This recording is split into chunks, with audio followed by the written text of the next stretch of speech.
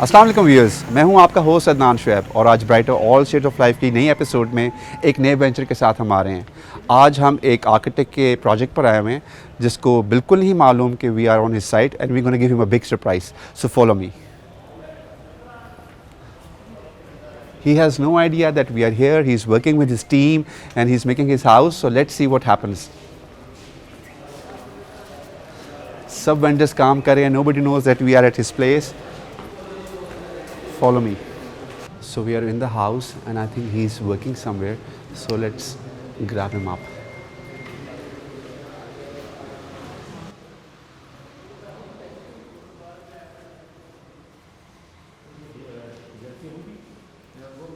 अस्सलाम वालेकुम, कैसे हैं? ठीक ठाक हैं? अदनान, आप बताएं। I'm fine. Sorry to grab you with a surprise. There was no other choice. मैंने तो कहा अगले महीने मिलना है, 2 महीने बाद मिलना है। मैं आज खुद आ गया हूँ अचानक टीम के साथ सारी। Good surprise. कैसे हैं? ठीक ठाक हैं? अल्लाह का शुक्र। I just need 2 minutes. Take your time. आप मुझे 2 मिनट में फ्री हो रहा हूँ। Then you're with us. Thank. I think he's busy with his guys, so I think he's getting free. He's here. तो चलें। Let's go. हम जा रहे हैं यहाँ पे घर के अंदर कि नहीं जीडी यार, कैसे काम मेरा करता ख्याल है कि लेट्स हैव ऑफ, कहीं बैठ के खाना शाना खाते हैं। वो भी खाएंगे बाद में, लेकिन हम चाहते हैं कि हाउ जीडी वर्क्स। ओके, तो हमें थोड़ा सा ब्रीफ चाहिए। तो let's start from top roof first. Done हो गया। तो हम देन फिर सिट डाउन। बताएं करके लिफ्ट से चलें ऊपर? जी लिफ्ट से चलते हैं। चलें जी, आएँ जी। तो लिफ्ट ये लिंक करिए, बेसमेंट भी है? Yes. Basement, ground, first and the rooftop. Yes, basement to top roof. Wow, this is the first time I have seen a rooftop garden. अब तो ऑलमोस्ट अदनान तमाम प्रोजेक्ट्स में ही हो रही है हमारे। हां 10 मरला, canal, 2 canal. This is 2 canal. तो मसले नहीं था कि इसको मतलब मेंटेन कैसे करेंगे, लेकिन the way you have done it तो प्रॉपर लग रहा है। मैं लॉन के अंदर खड़ा हूँ एक में। इसके ना 2-3 पीछे हमारी इसके होमवर्क हुआ था। एक तो डीएचए ने कभी अप्रूवल नहीं दी थी सिंस लास्ट 35 इयर्स। तो I did first project in 2017, 1 kanal phase 6C block, उसका टॉप रूफ गार्डन किया। उस पर डीएचए की तरफ से काफ़ी ऑब्जेक्शंस थी। लिफ्ट का मसले थे कि लिफ्ट की हाइट ज़्यादा हो गई, फिक्स प्लांटर्स थे, सिटिंग एरियाज़ थे, डेक थे। वो with a struggle of almost 3-4 years अब डीएचए ने अप्रूवल दे दी है अल्हम्दुलिल्लाह। Now every one can submit there drawing with the rooftop garden. तो बीइंग एन आर्किटेक्ट आपको ये भी मसले देखने पड़ते हैं? बहुत ज़्यादा चैलेंजेस हैं, बहुत ज़्यादा। और डीएचए में तो almost after every 2nd-3rd month मुझे एक लेटर आ जाता है कि जी आप आके मिले हमसे, ये आपने क्या कर दिया है, ये आपने क्या कर दिया है। हमारी बड़ी कस्टमाइजेशन है, मतलब मेरे हर घर के अंदर बहुत सारे एक्सपेरिमेंट हैं, नई डेवलपमेंट है, नई चीज़ें हम लोग ऐड कर रहे होते हैं just to stay in the market, और क्लाइंट को ये बताने के लिए, रियलाइज़ करने के लिए कि yes we are doing something different. तो जब आप कोई नई चीज़ करते हो तो उसको डाइजेस्ट करना बड़ा मुश्किल है। लोग जो नहीं कर सकते अनफॉर्चुनेटली, उनकी तरफ से क्रिटिक्स भी बहुत हैं, लेकिन डीएचए इज़ अथॉरिटी, तो फिर हम जाके उनके साथ बैठ के उनको कन्विंस करते हैं, एक्सप्लेन करते हैं कि व्हाट वी हैव डन। हम उनके बायलॉज को ऑब्वियसली ब्रीच नहीं कर रहे होते, लेकिन एज अ डिज़ाइनर आपके वो टिपिकल घरों से हम निकलना चाह रहे हैं, ये हमारा एक मेन फोकस होता है। यस।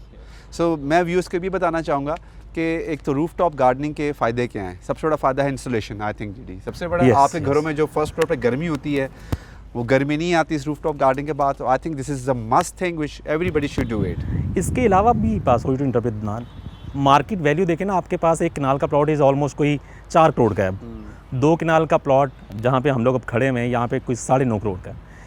तो 9.5 करोड़ का प्लॉट हो, आगे 30 फीट 25 फीट का गार्डन हो, तो हम लोगों ने ये भी कॉन्सेप्ट दिया कि आपके पास you just have to spend extra कोई 15 लाख, तो आपके पास पूरा 2 कनाल का एक गार्डन ऊपर मिल जाता है। देन आपको फ्रेश एयर मिल रही है, व्यूज़ मिल रहे हैं, और आप एंजॉय करते हैं। And this is your private lawn. वरना तो हम छतें यूज़ ही नहीं करते अपनी। And this is your private lawn with installation lift. ये भी इशू खत्म हो जाता है कि स्टेयर से हमने ऊपर कैसे आना है। तो हम यहाँ पे भी देखते हैं जो घर का एक सेंट्रली कोर्टयार्ड कॉन्सेप्ट एक लग रहा है मुझे, जिसमें एक पूल भी है, टेरेसेस भी हैं, which has a very amazing view. यहाँ से आप देखना, यहाँ से आपको डेप्थ लग रही है कि ये 2 कनाल से बड़ा घर है ये वाला। या कुछ रिक्वायरमेंट जो है टिपिकल, उनसे बाहर आने की कोशिश करते हैं, क्लाइंट को कन्विंस करते हैं, क्लाइंट को एजुकेट करते हैं। बहुत सारी ऐसी चीज़ें हैं जो कि लोगों को बताया जाए तो लोग समझते हैं कि यार कॉस्ट ऑफ कंस्ट्रक्शन वही है, प्लॉट की कॉस्ट वही है, तो वाई नॉट कि डिफरेंट करें ताकि वो इन्जॉय तो कर सकें। घर के अंदर एक पोइट्री होनी चाहिए। अब पोइट्री होगी तो आप उसके हर कॉर्नर को इन्जॉय करेंगे। We have seen many families जो कि 5 बेडरूम का घर बना लेते हैं, लेकिन शायद उनके 5 बेडरूम कभी यूज़ ही नहीं होते। तो उनके जो 2-3 बेडरूम होते हैं वो नॉर्मली Store आपके बने होते स्टाफ हैं। यूज़ कर रहे होते हैं या स्टोर बन जाते हैं, आयरन एरिया बन जाता है। तो हम क्लाइंट को भी बता रहे होते हैं कि आप कुछ ऐसी चीज़ें करें जिससे आपकी कंस्ट्रक्शन कॉस्ट को तो फ़र्क नहीं पड़ना, लेकिन एटलीस्ट घर के अंदर एक लग्जरी ऐसी ऐड हो जाए जिसको आप इंजॉय कर सकें for rest of your life. So viewers, there is a very important message from GD. वो ये है कि before you are getting your house done, architect select करना है तो बड़ा सोच समझ के आर्किटेक्ट सेलेक्ट करें कि आपका आर्किटेक्ट आपके साथ क्या क्या आपको आइडियाज़ दे सकता है और आपकी होम लिविंग को किस तरह से लग्जरी बना सकता है। तो मेरे ख्याल से लाइट कम हो रही है GD, we should go let's down. Go, yes let's go downstair. जो ऊपर रूफटॉप देखा दैट वाज अमेजिंग। अब हम फर्स्ट फ्लोर पर आ गए हैं और फर्स्ट फ्लोर पर मैं देख रहा हूँ कि double height lobbies and you have customisely design ceiling chandeliers जो कि बड़े मज़ेदार लग रहे हैं। सो जब इसमें इल्यूमिनेशन आएगी तो इट गोना बी वेरी मज़ेदार। इंशाल्लाह जब ये घर फर्निश होता है तो then I will ask you, आप तब विजिट कीजिएगा, I will show you every single detail जिसको हमने The आज way I plan see किया the fireplaces and a courtyard with the I think the CNC metal meshes चीज़ें इस तरह की, और जो व्यूज़ मिल रहे हैं कि लाइट का बड़ा अच्छा प्ले किया हुआ इस घर के अंदर। नेचुरल लाइट जो है बड़ा रोल है। नॉर्मली लोग डिपेंडेंट हो जाते हैं आर्टिफिशियल लाइटिंग पे, तो मेरा एक बड़ा स्ट्रॉन्ग मतलब हमारी कंपनी का ये है कि बेसमेंट के अंदर भी नेचुरल लाइट होनी चाहिए। आपको शाम 6 बजे से पहले आर्टिफिशियल लाइटिंग नहीं यूज़ करनी चाहिए। तो आप हमारे घर देखेंगे आपको बेसमेंट भी ऐसे लगेगा जैसे आप ग्राउंड फ्लोर पे हैं। This is first floor, proper day light आ रही है, क्रॉस वेंटिलेशन बहुत अच्छी है, आपके तमाम कमरों के अंदर व्यूज़ हैं और टोटली पूरा घर कनेक्टेड भी है। Okay. तो this is one single family unit. So now this is the I think the master bedroom master of the bedroom. first floor. Yes. So let's go in and find out what's in there. अच्छा, बड़ा मज़ेदार concept लग रहा है मुझे master bedroom का, that it's divided into two parts actually. Yes. ठीक है, which is very interesting. जिसके सेंटर में कोर्टयार्ड भी आ गए। Yes, this is central terrace. This is the bed area, No, this is the sitting area. lounge area. Once you get in, this is a proper suite. आपका ये sitting area, having view to the terrace area. ठीक है। फिर आपका आगे sleeping area है, ये है बेडरूम एरिया, Okay. जिससे आपको फ्रंट लॉन का सारा व्यू आ रहा है। ओके, और इसकी मैं समझ गया हूँ। तो बड़ा मज़ेदार कॉन्सेप्ट है ये वाला कि आपके you so पास एक कमरे में और ये बीच में आपकी एक ट्रेस पासिंग है जिसमें शेड ड्रेसिंग। इस एरिया को बड़ा अच्छा हम सजा रहे हैं, मतलब वंस विल फर्निश, ये बड़ा अच्छा एक कोजी सा सिटिंग कॉर्नर डेवलप और होता ये है। जो डोर्स हैं these are made in I think ash wood and you Yes, give them a ash wood. certain bluish stain सा जो कि बड़ा मज़ेदार है। क्योंकि इस कमरे का जो थीम है that is silver and blue, तो यस ये ब्लू के अंदर सारा इसे हम कर रहे हैं। ओके हो गया। So let's see the washroom of the master bedroom. और दूसरा इसमें ये है कि जो मुझे कोर्ट, अभी तो ज़ाहिर बात है you are doing the house yourself right now, खुद खड़े होने का मतलब है that you are giving time to this project. Wow, so book match और जो ब्लू थी मुझे आपने बताई ये भी मास्टर बेडरूम को रिफ्लेक्ट कर रही है वॉशरूम के सिल्वर अंदर भी। Grey and blue, yes. और ये प्लांटर्स हैं, निशेस हैं, they gonna be most probably a pendant Chandelier. Chandelier here. और मैं देख रहा हूँ कि you are customisely designing your own wardrobes. Every single thing in this house is totally customized Customized. by us. Okay, which is really amazing. But the size of the washroom gives a very grander effect. और viewers अगर आप देखें तो he has placed granite on the floor with book mats and tiles on the floor. तो बड़ा different concept है इस washroom का। और अभी भी अदनान ये आपको शायद इसका 50% नज़र आ रहा है। जब हम इसको ओपन करेंगे तो देन इसकी असल डेप्थ तब नज़र आएगी once will have mirror on, इसकी सारी टॉयलेटरी ऐड कर देंगे, होंगी, yes. decorative elements होंगे। नहीं इंशाल्लाह तब ये आपको we'll पूरा come back impact when you're done with it and we'll have another shoot with it. So let's go to the other room now. From this master bedroom of the first floor, we are going back to the lobby, which leads to other rooms. This is lobby cum sitting area as well. Sitting first area. Floor पे एक छोटा सा semi area छोटा lounge भी है यानी कि इसके अंदर। और अगर हम देखें तो हमारे राइट पे भी एक बेडरूम नजर आ रहा है विद द पैटियो, और हमारे लेफ्ट पे भी एक पैसेज आ bedroom रहा है। So will go to the right side first, ठीक है ना। This is the second bedroom on the first floor. और ये कोई किड्स बेड है या गेस्ट बेड है जी, या obviously it's going to be a second bedroom, any kid bedroom. और देखें तो अभी इस पे चूंकि काम होना बहुत सारा, so still lots of things gonna be added to this part. अभी पूरा कंप्लीट नहीं है, it will take next 2 months। Soft finishing होने वाली है अभी ये। Fine. So back to the lobby of the house. अगर आप देखें व्यूअर्स तो हम दोबारा उस जगह पर आए जहाँ पे master bedroom, you have a very nice sitting area with the patio outside और लीडिंग टू द स्टेयरकेसेस जो कि बेसमेंट ग्राउंड को लिंक करती हैं। लिफ्ट है और सामने जो बेडरूम है that's guest bed, I think that's yes, guest bedroom. So viewers follow me up, this is another bedroom जो कि गेस्ट बेड हो सकता है या किड्स बेड हो सकता है, yet to be decided I think. वाह, तो ये बड़े मज़ेदार, अगर देखें ये बड़ा मज़ेदार कॉर्नर में प्ले किया हुआ है आपने। ये भी इसकी सैम्पलिंग हो रही है, अभी कुछ कलर्स हम लोग फाइनलाइज कर रहे हैं इस पे, तो इसलिए कुछ सैंपल्स लगे हुए हैं, तो again it gonna take some time. But I think कि जो जिस तरह से वाह, जिस तरह वॉशरूम की वॉल आपने क्रिएट की हुई है, दिस इज ऑल इन ट्रेवर्टीन। ट्रेवर्टीन, ट्रेवर्टीन को नेचुरल कलर से निकाल के उस पर पेंटिंग वगैरह हम लोगों ने मतलब और ये ब्लैक पेंट पेंट रिटेन कर लेता है सारा ये। यस यस, प्रॉपर लैकर वगैरह करके इस पे तो इसको हम लेके चल रहे हैं। जो शावर एरिया है वो अच्छी बात यह है व्यूअर्स के इस घर के जो शावर एरियाज हैं, बाथरूम्स भी बड़े हैं, और शावर एरिया का जो साइज़ है वो साइज़ है जिसमें आप you can really enjoy taking shower into it, वरना हम बहुत छोटे शावर्स बना देते हैं। So I think we are done with the first floor, so let's go to the ground floor. So GD, we are in the lawn of the house. 2 kanal का ये घर है और हमें पता है 2 कनाल घर में मुझे बड़ा अच्छा आइडिया कितना लॉन मिलता है, but the way you have plan the house, ये लॉन बड़ा लगता है बहुत। ऐसे ही। How you have done it? अच्छा अदनान, जिससे मैं आपको एक्सप्लेन कर रहा था कि हमारी प्लानिंग जो है ना बड़ी स्ट्रॉन्ग है, मतलब व्हाट वी बिलीव इसमें एक घर की स्टैंडर्ड घर की जो रिक्वायरमेंट है वो सारी पूरी हो रही है। मतलब this is a 6 bedroom house with a lounge, drawing, dining, kitchen, servant kitchen, made room, store and everything, theatre. और घर को एक डेप्थ दी है। 2 कनाल के घर के अंदर नॉर्मली फ्रंट पे आपको 22 से 25, 26, 28 फुट का लॉन नहीं मिलता होता। सो दिस इज़ जो ग्रीन एरिया है, दिस इज़ ऑलमोस्ट 38 फीट। और जो आपके मास्टर बेड की विंडो है ये आपकी कोई 46 फीट पे है फ्रॉम द बाउंड्री। जब आप मेन गेट से एंटर होते हैं तो आपको अपना लॉन ऐसे लगता है कि you are basically entering into a 4 kanal house. तो हमें लगता है कि हमारी जो डिज़ाइनिंग है वहीं से समझ आना शुरू हो जाती है लोगों को। प्लस आपने अभी कमरे अंदर से देखे हैं, तमाम bedroom almost master bedroom size के हैं, बाथरूम बहुत अच्छे साइज़ के हैं। हमने कोई सिंगल इंच भी इसमें वेस्ट नहीं किया हुआ। Okay, coming back, you have given a pool in a 2 kanal house which is a big size pool, और वो भी मतलब एक जगह कवर करता है, and it's in the front of the house, so you know the story behind it. मुझे नहीं कुछ पता, बट इट लुक्स अमेजिंग ये जो फीचर है। इस पूल का भी यही है कि नॉर्मली लोगों के पूल होते हैं बेसमेंट के अंदर, तो हमने ग्राउंड फ्लोर पे पूल दिया है। अब इस पर डेफिनेटली आपके कुछ क्वेश्चंस होंगे कि इसको प्राइवेट कैसे करना है, ऑब्वियसली इसको यूज़ भी तो करना है। तो वी हैव प्लान्ड एवरीथिंग। तो जब घर फर्निश होता है तो तब मैं आपको visit so it's a secret now for now, yes.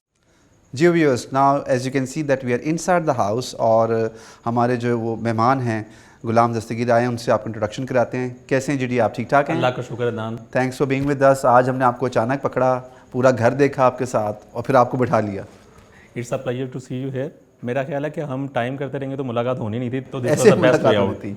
अच्छा, मैं चाहता हूं कि मैं व्यूअर्स को ये बता दूं कि गुलाम दस्तगीर को लाहौर में सब जानते हैं, गैलरिया डिज़ाइंस, और आप माशाल्लाह उसके प्रिंसिपल आर्किटेक्ट हैं, एंड माशाल्लाह he is doing wonderful job. As जिस तरह हमने आज ये घर देखा है तो आप सब व्यूअर्स को अंदाज़ा हो गया होगा कि what sort of design he is going through. लेकिन अब हमने काम की बहुत बातें कर ली हैं, तो अब ज़रा जीडी की पर्सनल लाइफ के बारे में बात करते हैं। तो आप बताएं जीडी कि कैसे आए इस प्रोफेशन में? Adnan, to be very honest, मुझे I basically choose architecture as a second choice. मुझे मैट्रिक के बाद आइडिया नहीं था कि मैंने किस तरफ जाना है। तो आई एम टॉकिंग अबाउट 96 की बात है जी, बिल्कुल जब मैं पास आउट हुआ। उस वक्त टेक्सटाइल का बिज़नेस बड़ा बूम पे था, तो मुझे टेक्सटाइल ज्वाइन करनी थी, एंड सेकंड ऑप्शन वाज कि मैं आर्किटेक्चर में डिप्लोमे में एडमिशन ले लूँ। प्री इंजीनियरिंग और प्री मेडिकल को मैंने गुड बाय इसलिए कह दिया कि मुझे लग रहा था कि उसके बाद मुझे फिर फर्दर फॉर 4-5 ईयर एंगेज करना है अपने आप को। तो ये एक शॉर्टकट था, तो मैं शॉर्टकट की तरफ चला गया कि लेट्स हैव अ डिप्लोमा, और उसके बाद मैं अपना काम शुरू कर दूंगा और चीज़ें बड़ी इजी हो जाएंगी। तो मैंने आर्किटेक्चर में एडमिशन ले लिया, railway road, did my 3 year diploma from GCT, और अल्हम्दुलिल्लाह मैं गोल्ड मेडलिस्ट हूँ, और 3 ईयर मैंने टॉप किया पूरे पंजाब में। उसके बाद मैंने जॉब शुरू कर दी। मतलब आई वॉज़ वेरी क्लियर कि मेरा जो टारगेट था वो अचीव हो गया, और अब मुझे सिर्फ काम ही करना है। तो one day I was sitting in the office, सुबह का टाइम था, मैं थोड़ा सा जल्दी चला गया। तो जो मेरा कलीग थे उसने मुझे एक बुक दी ECAT, और साथ मुझे कहा यार आप एडमिशन ले लो, UET में एडमिशन ओपन हुए हैं। जब मैंने थोड़ा सा स्टडी किया तो मुझे आइडिया हुआ कि जो डिप्लोमा होल्डर है वो पूरे पंजाब में सिर्फ देयर इज़ वन पोजीशन, वो एक ही पोजीशन है जो कि UET में या NCA में या इंडस वैली कराची, ये 3 इंस्टीट्यूट थे, यहाँ पे उनको एडमिशन मिल सकता है। अल्हम्दुलिल्लाह मैं गोल्ड मेडलिस्ट था, मैंने अप्लाई कर दिया। तो फर्स्ट टाइम 2000 के अंदर एंट्री टेस्ट भी हुआ, जिसमें उन्होंने सारा टेस्ट था वो बेस था FSC से रेलिवेंट। तो अल्लाह पाक ने उधर भी कामयाब कर दिया और मेरा एडमिशन हो गया। वो जो 5 साल थे उसने लाइफ चेंज कर दी, to be honest. This is you talking about UET? UET मेरा एडमिशन हो गया, क्योंकि एक सीट थी मैंने बताया, तो वो अल्हम्दुलिल्लाह अल्लाह पाक ने माँ बाप की दुआओं से मुझे वो चांस मिला और मैंने वो सीट विन कर ली। वो 5 साल जो थे वो that was the turning point. Job मैंने 96 से ही शुरू कर दी थी, पार्ट टाइम जॉब करता था और मुझे कोई हेसिटेशन नहीं बताते हुए कि 96 से लेके ऑलमोस्ट जब मैं यूनिवर्सिटी भी चला गया 2002 तक, सेकेंड ईयर तक मैंने 2 ऑफिस में काम किया पार्ट टाइम, और तमाम वो काम किए जो एक ऑफिस बॉय करता है, और कोई शर्म महसूस नहीं की। सिर्फ ये था कि सीनियर से सीखने को बड़ा मौका मिला, तो जितना टाइम मैं दे सकता था वो मैंने दिया। यूनिवर्सिटी के दौरान फ्रीलांसिंग करना शुरू कर दी, पार्ट टाइम जॉब्स की, कुछ असाइनमेंट्स की, और जब मैं पास आउट हुआ उस वक्त तक मैंने कोई ऑलमोस्ट 40 हाउसेस कर लिए हुए थे और 1-2 छोटे कमर्शियल भी थे। उसके बाद प्लान बना हमारे 3 दोस्तों का कि हम लोगों ने either we have to stay in Pakistan, तो फिर CSS करना है तो या बाहर जाना है। 9/11 हो गया, बाकी दोस्तों ने प्लान किया कि जी उन्होंने नहीं जाना, उनको घर से परमिशन नहीं मिली। मैंने आइट्स कर लिया और अभी मैं पास आउट नहीं हुआ था तो मेरा वीज़ा भी स्टैम्प हो गया था। तो फिर मैंने ट्रैवल किया England, stayed there for good 6 year, और जाके जिस तरह सब लोग जब जाते हैं तो और जॉब्स करते हैं, और जॉब्स की, वहाँ से भी लर्निंग हुई। बाय द एंड ऑफ कोई 1 साल के बाद मेरा HSMP हो गया। फिर मैंने थ्रू आउट कोई 5 साल एक कंपनी को ज्वाइन किया, ATP ग्रुप, और उसके बाद DPA लंदन लिमिटेड। उनके साथ थ्रू आउट लंदन प्रोजेक्ट्स किए, जर्मनी किए, स्विट्ज़रलैंड किए, इटली किए, ट्रैवल किया और बहुत सारे प्रोजेक्ट्स किए। तो वहाँ से जो लर्निंग हुई वो दैट वाज, जिसका मेरा ख्याल है कि शायद हर बंदे को अगर चांस मिले तो उन्हें ट्रैवल करना चाहिए। और जो फॉरेन एक्सपोजर है वो एक्सपोजर से, एक्सपीरियंस से आप अपने आप को बड़ा पॉलिश कर लेते हैं। तो आर्किटेक्चर में मैं इस तरह आ गया, जो मैंने बताया कि मेरी सेकंड चॉइस थी। फिर थ्रू आउट आइडिया था कि अब कुछ और कर नहीं सकते, तो आर्किटेक्चर के अंदर भी मेहनत की, और 2011 में जब वापस आया तो ये कंपनी स्टार्ट की हम लोगों ने, गैलिया डिज़ाइन, और अल्हम्दुलिल्लाह सो फार डूइंग गुड। और ये सारा कुछ बेसिक 2-3 चीज़ें थी जिनको जहन में रख के आज तक काम कर रहे हैं। मेरे अब्बा कहते थे कि यार सारा जो है काम बेस कर रहा होता है आपकी नीयत पे, फिर हार्ड वर्किंग है, होनेस्टी है। तो ये 3 चीज़ों को अल्हम्दुलिल्लाह छोड़ा नहीं। आज भी अपनी साइट के ऊपर कभी कोई चीज़ जब आप डेवलप कर रहे होते हैं गलत हो जाती हैं, तो हम लोगों ने, मेरे पार्टनर हैं, हम लोगों ने पहले दिन ही ये डिसाइड कर लिया था कि यार कभी कोई चीज़ हमसे या हमारी टीम से गलत हो जाएगी तो उसको हमने अपनी कॉस्ट पे डिमोलिश करना है और रीडू करना है, ताकि जब हम अपना प्रोजेक्ट प्रेजेंट कर रहे हों तो हमें ये कॉन्फिडेंस हो कि जो हम डिलीवर कर रहे हैं मार्केट के अंदर, जो हम डिज़ाइन कर रहे हैं अपने क्लाइंट्स के लिए, उसके अंदर हमारी पूरी एफर्ट नज़र आनी चाहिए।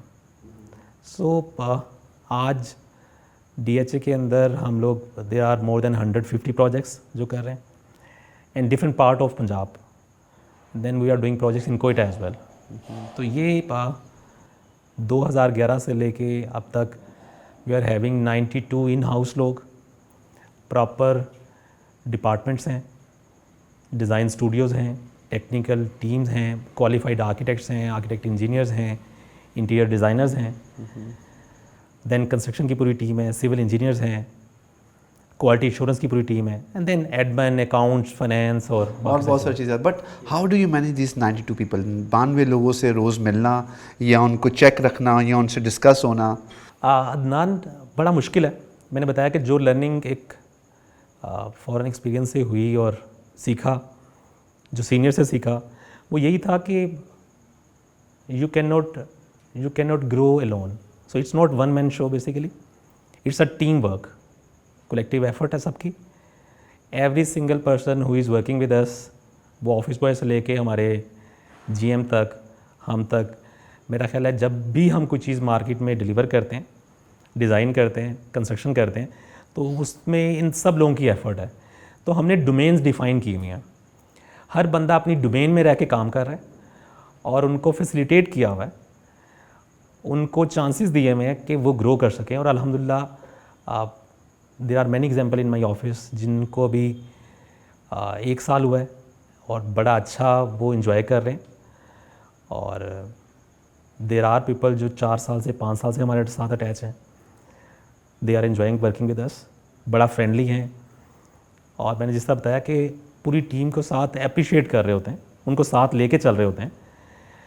पहले दिन किसी बंदे को अगर हम लोगों ने कोई टास्क साइन किया है तो उसको बड़ा क्लियरली कह दिया कि यार अगर प्रोजेक्ट के अंदर कुछ चीज़ें मिसमैनेज हो जाती हैं, इंसान से कुछ गलत हो जाए तो सबसे पहले हमें बता दें ताकि हम उसका कोई वे आउट निकाल लें, रीडू कर लें उसको। लेकिन जब हम उसको डिलीवर करें तो हमें ये कोई डाउट ना हो कि कहीं पे हमने कंप्रोमाइज़ किया हुआ है।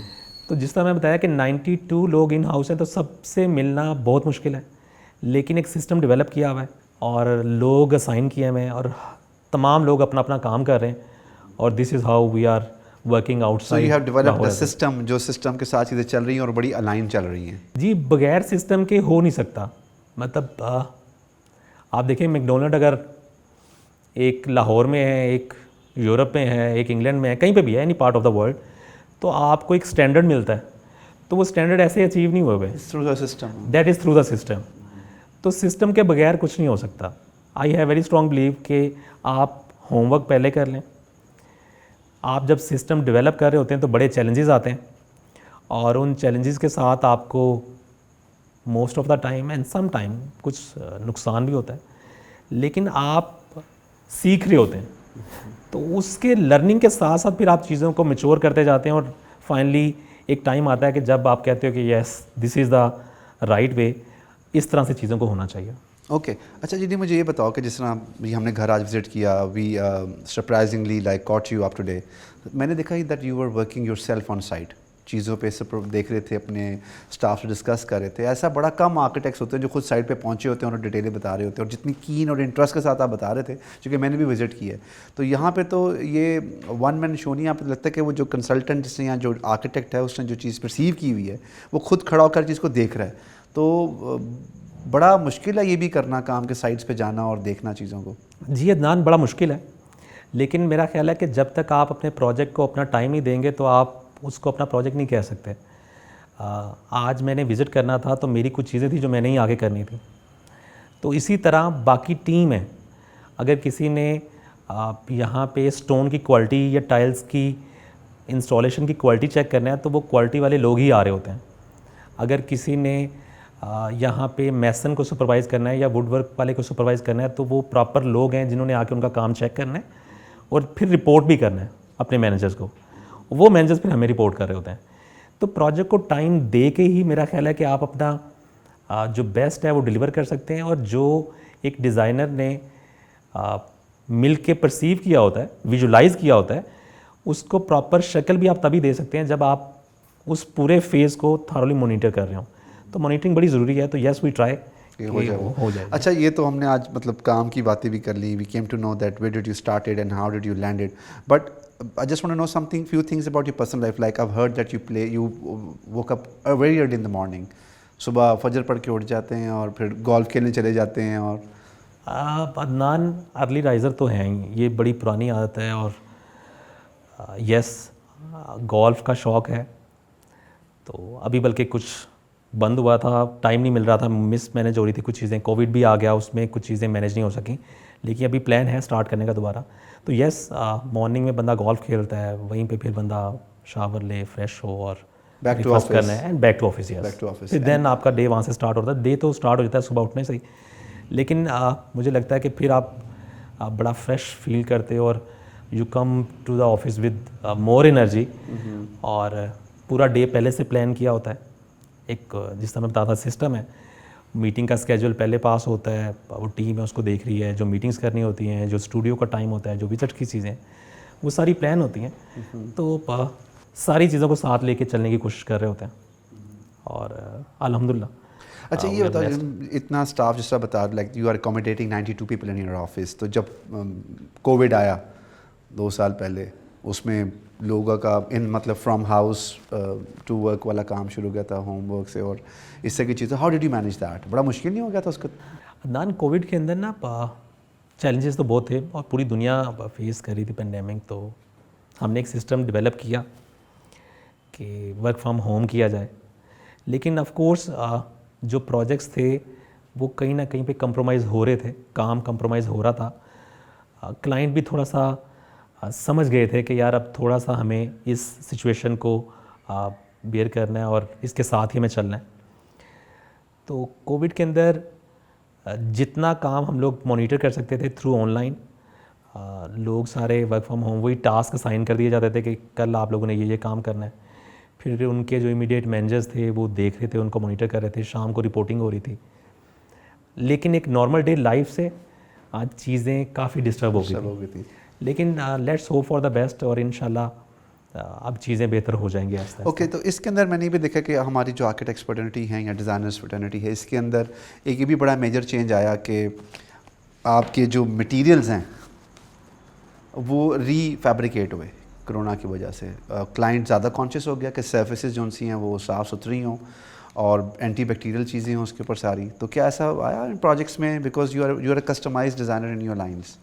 जी अदनान, बिल्कुल। अब तो शायद मेरा ख्याल है कि it should be must in all the projects. ये जो एंटी बैक्टीरियल मटेरियल्स हैं, एंटी फंगस मटेरियल्स हैं, इवन पेंट जो है ब्राइटो ने इंट्रोड्यूस करवाए हुए हैं, ये हर घर में ही अब होने चाहिए।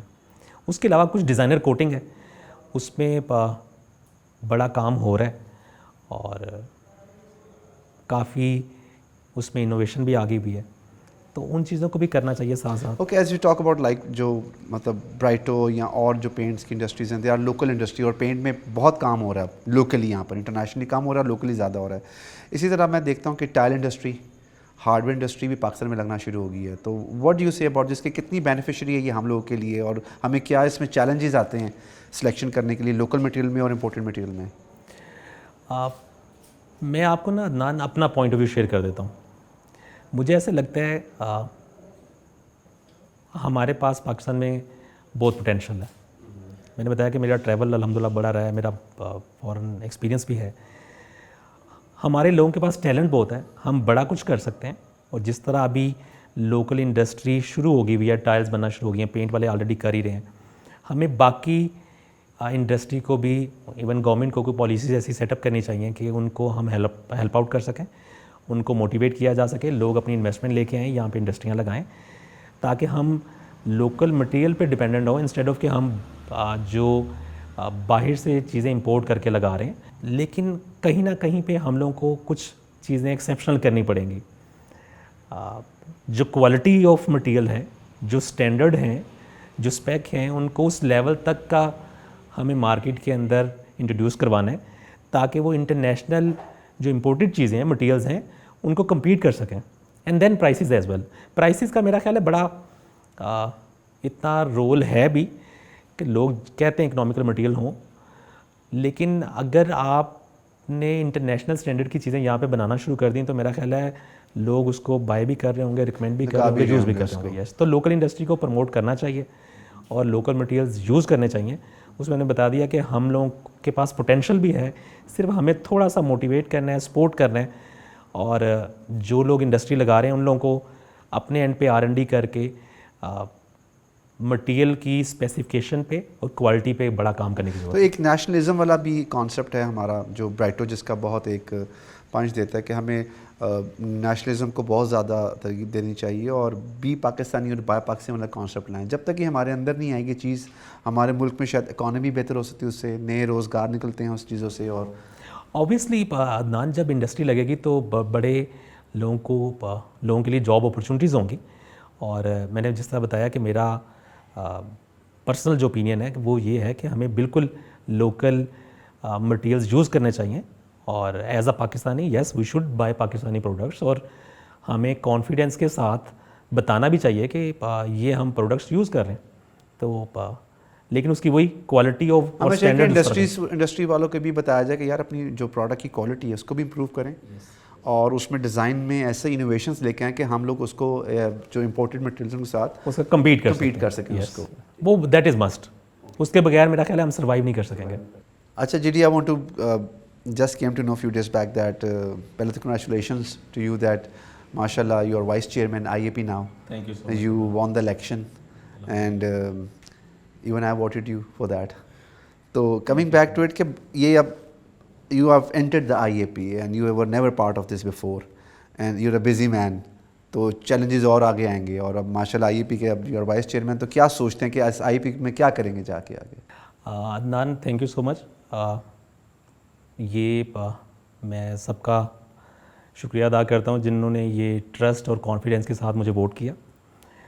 और यस, टाइम और लाइफ इज़ बिज़ी, तो मेरी कोशिश होगी कि आईपी में आके कुछ प्रोडक्टिव काम किया जाए for the betterment of the community and the profession. एक गैप है जूनियर्स और सीनियर्स के दरमियान, ग्रेजुएट्स के और प्रोफेशनल्स के दरमियान, उनको ब्रिज करने के लिए कोशिश की जाएगी. यंग टैलेंट को प्रमोट करने के लिए कोशिश की जाएगी. मैंने बताया जिस तरह बड़ा पोटेंशियल है हमारे लोगों में, लेकिन वो पोटेंशियल फॉर सम रीज़न हम दिखा नहीं सकते. तो इस तरह की अपॉर्चुनिटीज़ क्रिएट की जाएंगी कि उन टैलेंट को, उन लोगों के पोटेंशियल को मार्केट किया जाए, उनको दिखाया जाए, ताकि लोग उससे मोटिवेट हों और ज़्यादा से ज़्यादा पार्टिसिपेट कर सकें. सेकंड बड़ा अच्छा ये you are giving a very nice thought to it कि ऐसा पहले मैंने कम देखा, होता होगा, लेकिन अगर आप इस चीज़ को अचीव कर लें तो विच इज़ वेरी नाइस. आप यस, इंशाल्लाह जो एज अ टीम और अपनी कैपेसिटी के अंदर रह के अदनान जो किया जा सकता होगा वो ज़रूर करेंगे. बल्कि अदनान, मैं यहाँ पे एक और लाइन ऐड करना चाहूँगा. मेरे एक दोस्त जो है वो आईएपी के इलेक्शन से कोई 4-6 दिन पहले से बड़ा अपसेट है मेरे से, और नाराज़ रहा है, और हमारे आर्गूमेंट होते रहे इस बात पे कि पॉलिटिक्स जो है वो होगी आईएपी में, कैसे टाइम देना है और क्यों टाइम दिया जा रहा है. तो I just want to assure कि मेरी कमिटमेंट है कि जिस तरह आप मुझे जानते हो इंशाल्लाह वैसे ही होगा, और I won't be part of any politics. सिर्फ बेटरमेंट के लिए काम होगा इंशाल्लाह, और इस पे फ़ायदा भी नज़र आ रहा होगा टू द जो प्रोफेशन है उसके अंदर जो लोग प्रैक्टिस कर रहे हैं और जो यंग आर्किटेक्ट्स हैं स्पेशली. तो आई जस्ट वांट टू से कि आईएपी को लेके कोई चेंजेस नहीं होने वाली मेरे में. बेटरमेंट के लिए इंशाल्लाह जो किया जाएगा वो करूँगा, और बड़ी ईमानदारी से और ऑनेस्टी के साथ कर रहा हूँगा इंशाल्लाह. Okay, I would like to also ask you that mashallah you go to for juries to NC and other institutions, और बड़ा वो है बच्चे, the young architects who are in the field now or upcoming architects, they see you that somewhere that GD Ghulam Dastagiri and Gallier Design वो है part. What is a one-liner message for all the young architects जो आने वाले भी हैं और जो आ भी चुके हैं? अदनान, इस पे ना एक्सप्लेनेशन तो बड़ी लंबी हो सकती है, लेकिन जिस तरह आपने कहा कि वन लाइनर क्या होगा, तो वो मैं यही कहूँगा कि it all depends on the नीयत एंड नीयत, कि आप किस तरह से अपना फ्यूचर प्लान कर रहे हो. वो 3 इडियट एक मूवी के अंदर बड़ी खूबसूरत एक लाइन थी कि गो फॉर द एक्सीलेंस, तो कामयाबी जो है वो झक मार के आपके पीछे आ जाएगी. तो आपकी नीयत साफ़ होनी चाहिए, डू हार्ड वर्क और ईमानदारी से अपना पार्ट करते रहें, and then leave everything with Allah. Allah पाक इंशाअल्लाह ताला बेहतर करने वाले हैं और बेहतर प्लान करने वाले हैं. तो मेरा ख्याल है कामयाबी ऑटोमेटिकली, नाम ऑटोमेटिकली मिल जाएगा, ग्रोथ हो जाएगी, करियर फ्लोरिश हो जाएगा. रिस्पेक्ट फॉर द सीनियर्स, ये बड़ा इंपॉर्टेंट है. मैं सबको रिक्वेस्ट करूँगा कि come out from your comfort zone और जाके सीनियर्स के साथ मीटिंग करना शुरू करें. जो लोग प्रैक्टिस कर रहे हैं उनके साथ इंटरेक्शन रखें, बड़ा लर्निंग का मौका मिलता है. और एक बुक है सीक्रेट, उसके अंदर बड़ी खूबसूरत एक लाइन है, things happen the way you think. तो जिस तरह आप सोचना शुरू कर देंगे कि मैंने ये काम करना है, तो चीज़ें रिवॉल्व होना शुरू हो जाती हैं, तो चीज़ें ऑटोमेटिकली होना शुरू हो जाएंगी. आपको थोड़ी सी एफर्ट करनी है और कोशिश करनी है, चीज़ें ऑटोमेटिकली होना शुरू हो जाएंगी, what ever you gonna plan. मेरे ख्याल से इसमें एक और मैसेज मैं भी ऐड करूँ कि हमारे बहुत सारे सीनियर्स ऐसे हैं जिनको मैं रिक्वेस्ट करूँगा कि वो जो जूनियर्स हैं उनको अकोमोडेट करना शुरू करें और उनको अपना नॉलेज भी ट्रांसफ़र करें, क्योंकि बहुत सारे लोग शायद नॉलेज ट्रांसफ़र भी नहीं करते. आईएपी के अंदर भी अदनान, जैसा मैंने एक्सप्लेन किया कि ये एक मेन एजेंडा होगा कि जो ये गैप है इसको ख़त्म करना है, कि जूनियर और सीनियर्स का, आर्किटेक्ट्स का और प्रैक्टिसिंग आर्किटेक्ट्स का, इन लोगों को कंबाइन करने के लिए कोशिश की जाएगी ताकि इनके सेशन हुआ करें, उनके जो क्वेश्चंस हैं, जो चैलेंजेस अभी यंग आर्किटेक्ट्स फेस कर रहे हैं, वो अपने सीनियर आर्किटेक्ट से पूछ सकें, तो वो अपना एक्सपीरियंस शेयर करें। मेरा ख्याल है वो बड़ी लर्निंग होगी इन सब के लिए। तो इस तरह की हेल्दी डिस्कशन इंशाल्लाह प्लान की जाएंगी, सेशन होंगे, ताकि ये सब लोग भी प्रोफेशन के लिए काम कर सकें और कम्युनिटी के लिए काम कर सकें इंशाल्लाह। जीडी एक इशू बड़ा कॉमन हम सबको फेस होता है कि क्लाइंट आता है कि मेरा ये साइज़ ऑफ द प्लॉट है और मुझे उसमें ये बनवाना है, तो कैसे मैनेज करते हो इन चीज़ों में? आपको तो ये सवाल नहीं होता अदनान, आप तो इतने के अंदर ऐसी छोटी छोटी चीज़ें कर देते हैं यार। इस तरह की काफ़ी यस चैलेंजेस आते हैं। मैं आपको एक बताता हूँ कि मैं I was working on a project last week, 1 कनाल का प्रोजेक्ट था। तो क्लाइंट ने रिक्वायरमेंट जो थी वो ग्राउंड फ्लोर पे जी कनाल से ज़्यादा कर दें, बेसमेंट में भी 3 कमरे बना दें और थिएटर भी बना दें और मल्टीपर्पज़ हॉल भी हो, स्विमिंग पूल भी हो। तो मैं उन्हें स्केच करके दिखा रहा था कि हमारे पास जो प्लॉट का साइज़ है ना, उसके अंदर हम इस प्रेमिसेस, इस बाउंड्री से बाहर नहीं जा सकते। तो वो क्लाइंट वाज रेगनेंट कि नहीं जी आप करके दें, आप कर लेंगे, आपके बड़े प्रोजेक्ट देखे हैं, बड़े खूबसूरत होते हैं, आप करके दें, आप कर सकते हैं। तो मैंने बता रहा था मैडम ये आपको थोड़ी सी रिक्वायरमेंट ना रिकन्सिडर करनी है। नहीं वो बड़ी इंसिस्ट कर रही थी। तो मैंने उन्हें कहा जी मैं ऐसे करता हूँ, साथ वाले प्लॉट में खोद के ना साथ वाले हमसायों के घर बना देता हूँ तो उसके बाद उन्होंने कहा, कहते हैं हाँ अगर ये भी हो सकता तो कर दें। तो this is what happened last week.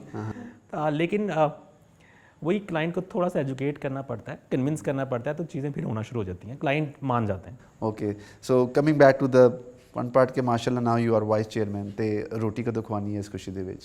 यार पानी पुनी पी लो, वाइस चेयरमैन बन गया। मैं तो रोटी खानी है तो जब मर्जी एनी टाइम आप खिला दो ना यार। मैं क्यों खिलाऊं? चलो जी मैं खिलाता हूँ, संडे डन हो गया। डन। चलो वैसे मैं आपको प्रपोजल देता हूँ, आप ऐसा करें ना, संडे आए ना, let's have breakfast together. Okay, golf खेलते हैं और साथ राया में ब्रेकफास्ट करते हैं। डन हो गया जी। Done. Okay, look forward to see you. Locked जी। Thank you very much for being with us, और sorry I got you by chance, और मिल भी गया आप, and you gave us such a lovely time, और आपने घर भी विजिट कराया, and we learn a lot about you today.